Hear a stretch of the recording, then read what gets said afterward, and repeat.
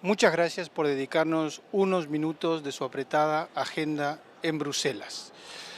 Alirio Uribe, si me permite, voy a empezar por usted, felicitándole, para empezar, por su reciente elección al Parlamento de Colombia y preguntándole cómo se defienden hoy los derechos humanos en el Parlamento colombiano, porque me imagino que va usted para eso.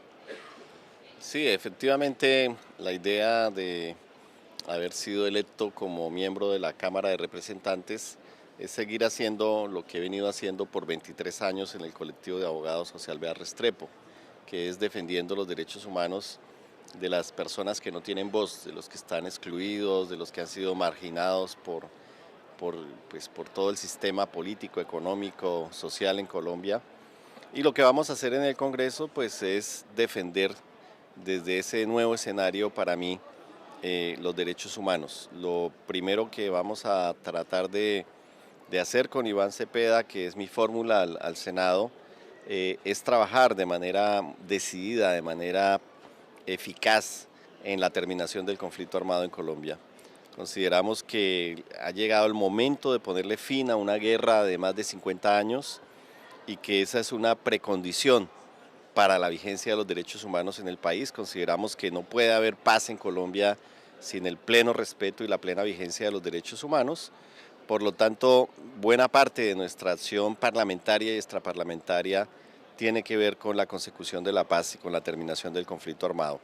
Seguidamente vamos a ubicar lo que son los conflictos sociales en Colombia y especialmente en el caso mío los conflictos en Bogotá, y a partir de esta movilización social y de estos conflictos que tienen que ver con la educación, con la salud, con los problemas de empleo, con la movilidad, que tienen que ver con la seguridad, que tienen que ver con los problemas ambientales, vamos a trabajar por Bogotá de la mano de las comunidades.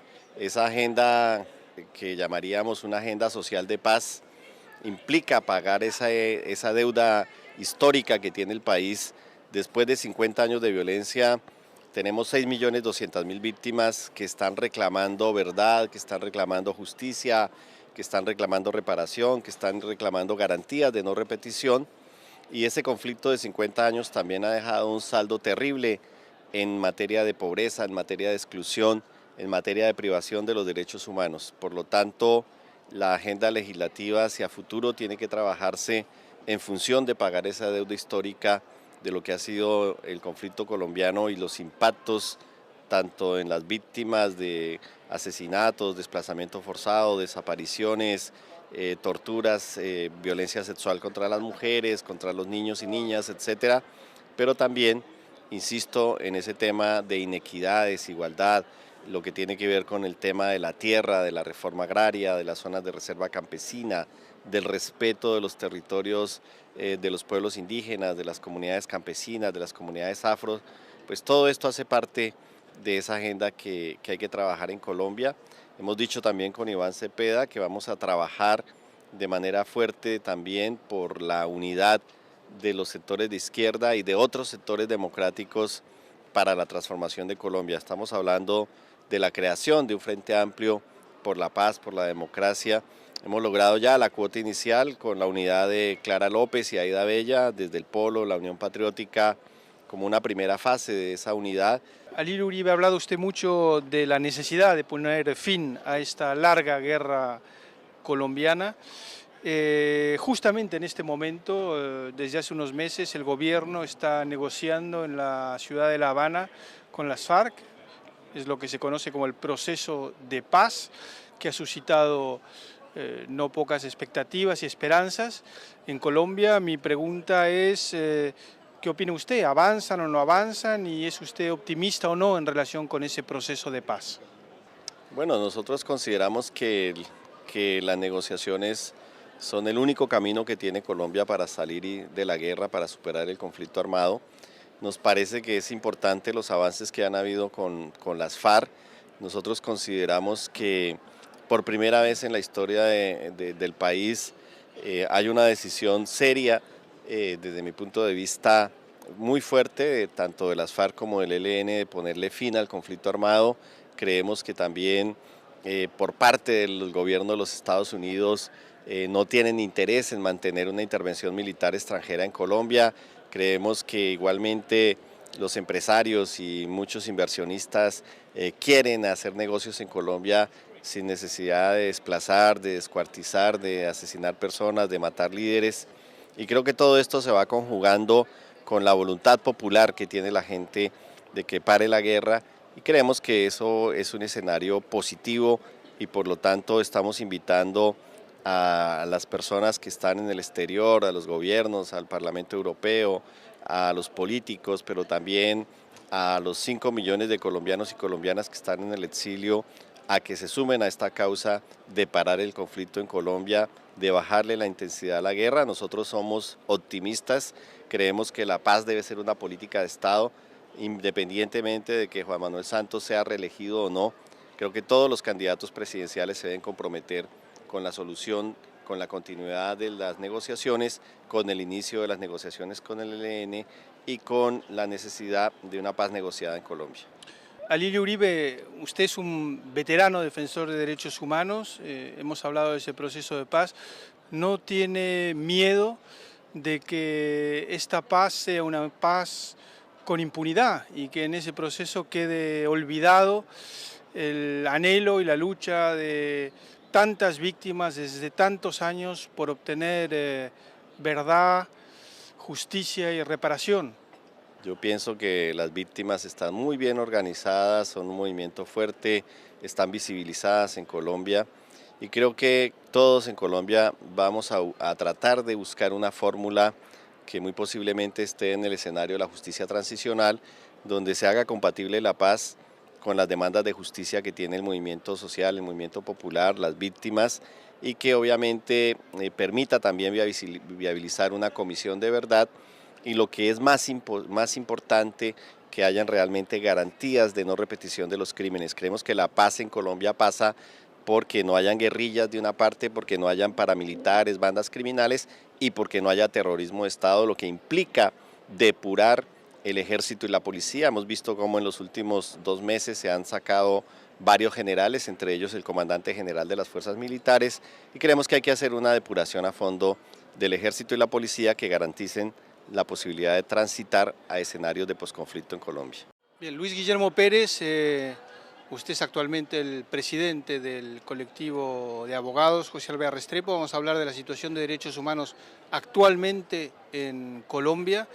El programa Somos Defensores, un programa muy serio de defensa de derechos humanos en Colombia, denuncia que en el 2013 hubo en Colombia 366 agresiones contra defensores de derechos humanos, y que esa cifra no solo es superior a la del año pasado, sino que además es la más alta de estos últimos 10 años. Entonces, pregunto yo, tal vez ingenuamente, ¿cómo puede ser? ¿Cómo puede ser que la situación se siga agravando, a pesar, por ejemplo, del discurso del actual presidente Santos, que dice tan preocupado por la crisis de derechos humanos en Colombia? Nosotros registramos desde el 7 de agosto del 2010, cuando se posesiona Santos como presidente de la República, a la fecha, 210 defensores de derechos humanos asesinados y 69 líderes y lideresas de restitución de tierras, que es el programa bandera del gobierno Santos, que culminando sus 4 años de gobierno, pues muestra un fracaso absoluto. En su plan de desarrollo ofreció restituir 2 millones de hectáreas.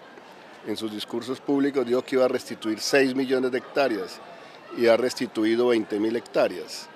Así que eso lo que muestra, por un lado, es que hay un statu quo asociado no solamente a las mafias, sino asociado a una forma de pensar dentro de la institucionalidad y dentro de la fuerza pública, ejército y policía, que siguen considerando que los defensores de derechos humanos somos enemigos, que los sindicalistas son enemigos, que los líderes indígenas son enemigos, que los líderes campesinos son enemigos.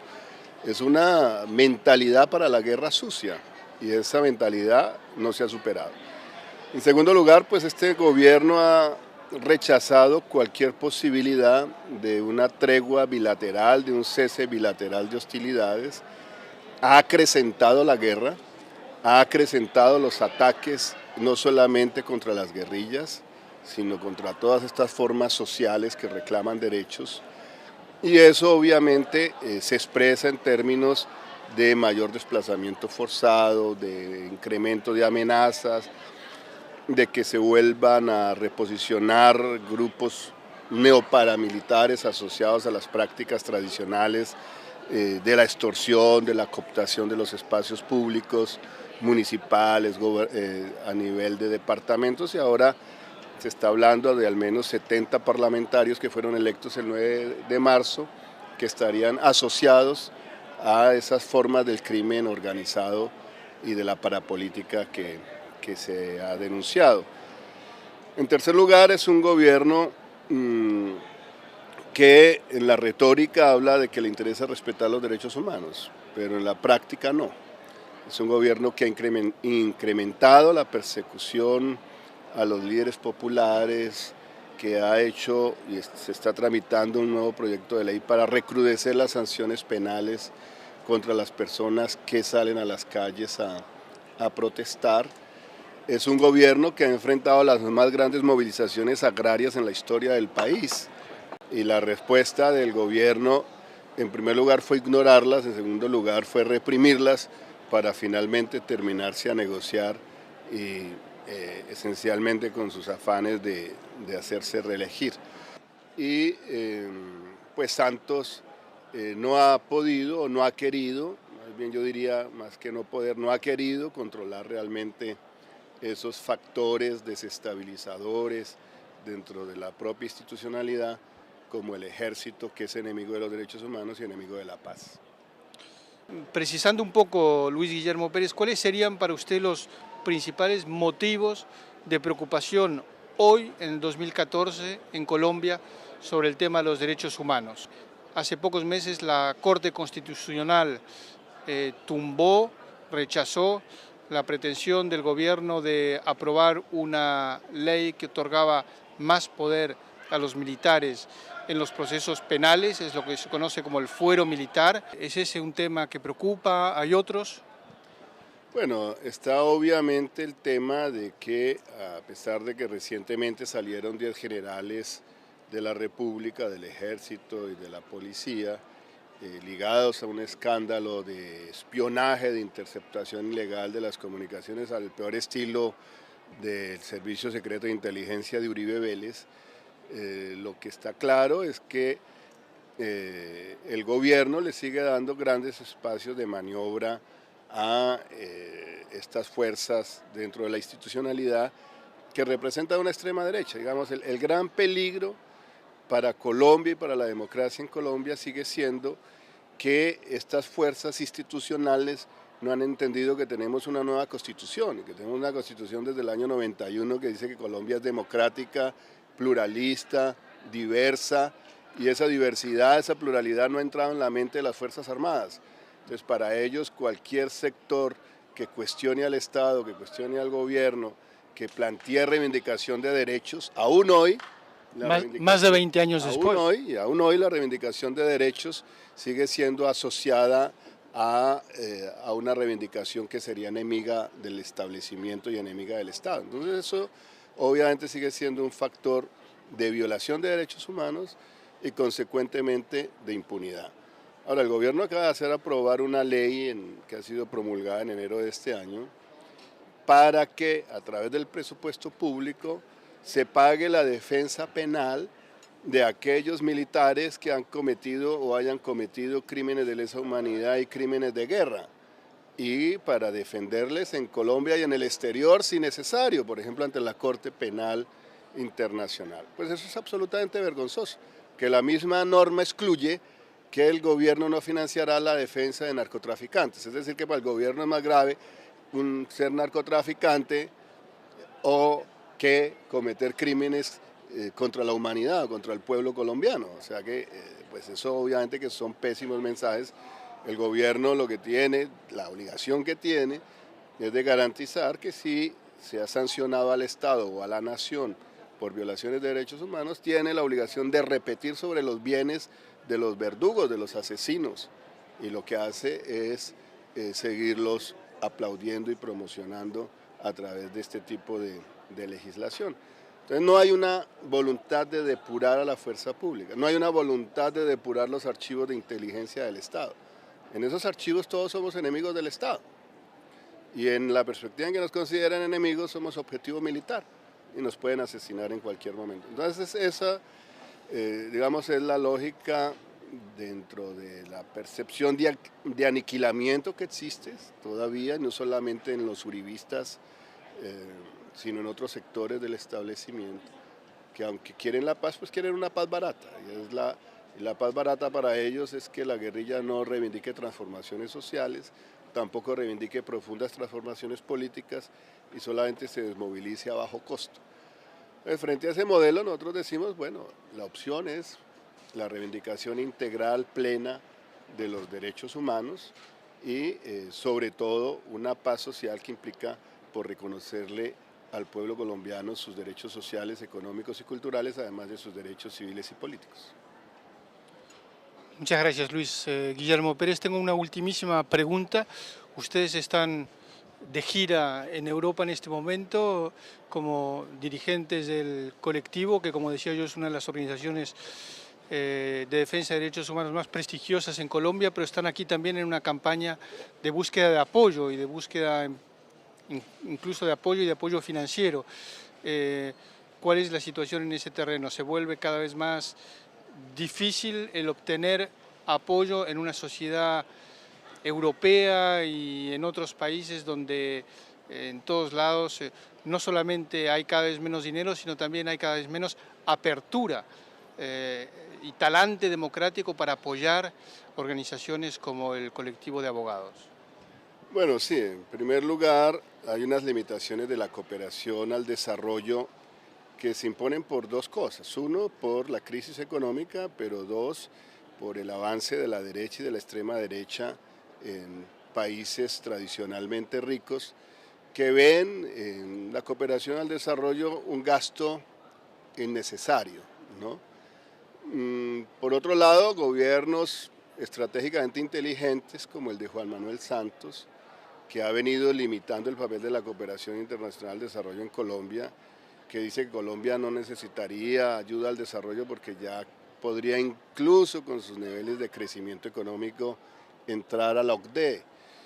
En tanto, en esa perspectiva, Colombia podría ser donante al desarrollo. Estamos hablando de uno de los países donde las injusticias sociales son de las más profundas del planeta. Así que afectar en particular a las ONG de derechos humanos es una prioridad de este gobierno. Y lo ha intentado atacando nuestra credibilidad como defensores.